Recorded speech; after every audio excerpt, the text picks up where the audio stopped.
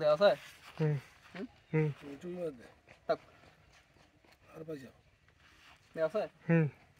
আসসালামু আলাইকুম। আমার সামনে এখন আছেন আমার দাদু ভাই এবং আমার আরেক দাদু ভাই। এনারা ছিলেন এই মক্তবের স্টুডেন্ট। এখান থেকে শিক্ষা গ্রহণ করার পর আমার দাদু মাওলানা হয়েছিলেন। আমরা আজকে শুনবো এই মক্তব ঘরের স্থাপিত হয়েছিল কত বছর আগে এবং এখানে শিক্ষা কার্যক্রম কেমন চলছিল। দাদু ভাই আপনি বলেন। আলহামদুলিল্লাহ, আসসালামু আলাইকুম। এই শিক্ষা প্রতিষ্ঠান ম্যাক্সিমাম ৭৭ বছর আর বয়স চলছে। এখন শেষ পর্যন্ত দেখা গেল সেখান থেকে অনেক আমার জুনিয়র, আমার সিনিয়র অনেক ছাত্ররা এখান থেকে লেখাপড়া শিখে বাইরে অবস্থান করেছেন।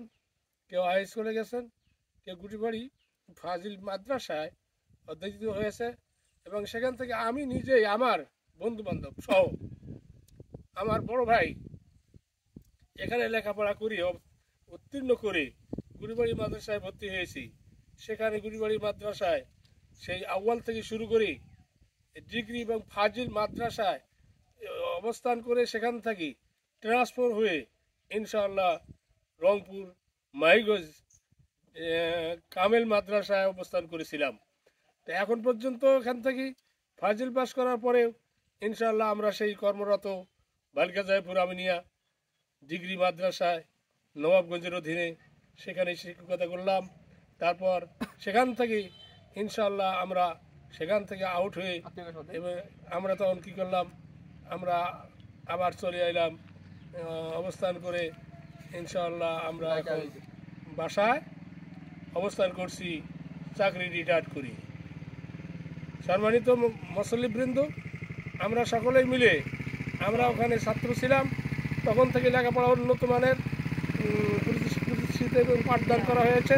সেখান থেকে অনেক কোরআন ও হাদিস এজমা কিয়াস সেখানে শিক্ষা অর্জন করে আমরা আজ পর্যন্ত অবস্থান করছি সেই মুসল্লি হিসাবে বাংলাদেশের মধ্যে ইনশাআল্লাহ শ্রেষ্ঠ নাগরিক হিসাবে চলছি। আমাদের এখন এখান থেকে কে কে আমাদের আশেপাশে যে সকল আছে, আপনি ধরেন যে আব্দুল করিম হুজুর আপনি আছেন, তারপরে মকবুল দাদা তো মারা গেছে, উনি ছিল, আর অনেকেই ছিল।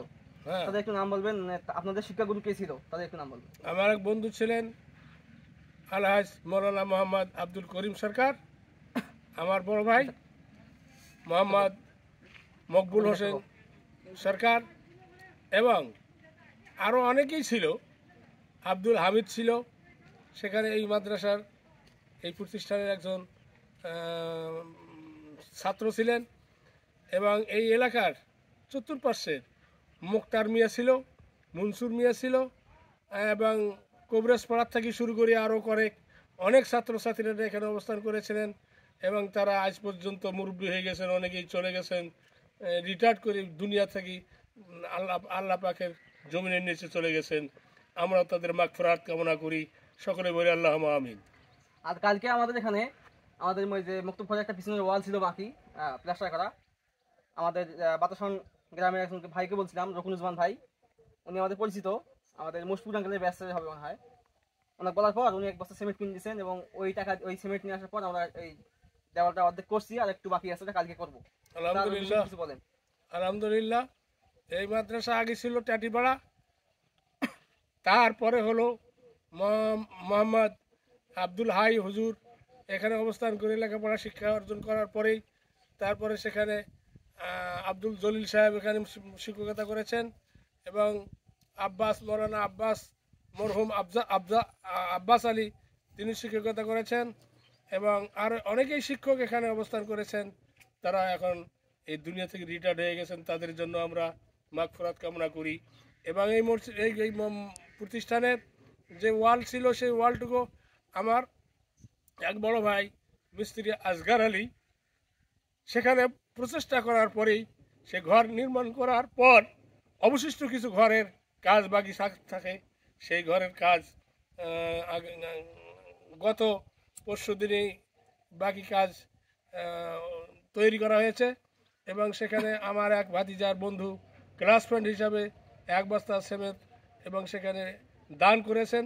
সেই সিমেন্ট দিয়েই ইনশাল্লাহ গত পরশু দিন এই কাজ নির্মাণ করা হয়েছে। আরও অবশিষ্ট কাজ বাকি আছে। যদি আপনারা কেউ সহযোগিতা করতে পারেন তাহলে এখানে ইনশাল্লাহ হাত বাড়িয়ে দিতে পারেন।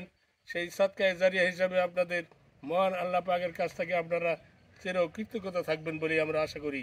এই বলে আমার বক্তব্য শেষ করছি। আসসালামু আলাইকুম ওয়া রাহমাতুল্লাহি ওয়া বারাকাতুহু। ঠিক আছে।